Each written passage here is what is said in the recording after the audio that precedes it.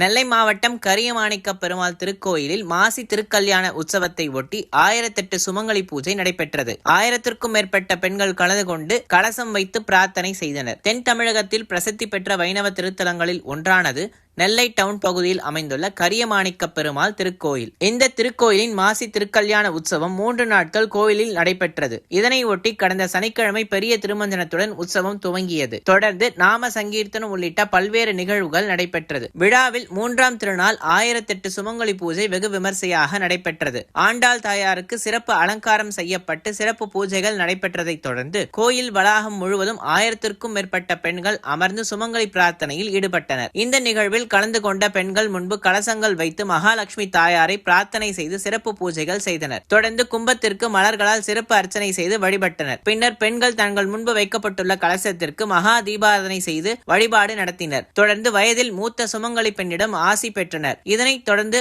ஆண்டாள் தாயாருக்கு மகா தீபாராதனையும் நடைபெற்றது. இந்த சுமங்கலி பிரார்த்தனையில் கலந்து கொண்ட 1000க்கும் மேற்பட்ட பெண்களுக்கு பிரசாதங்களும் வழங்கப்பட்டது.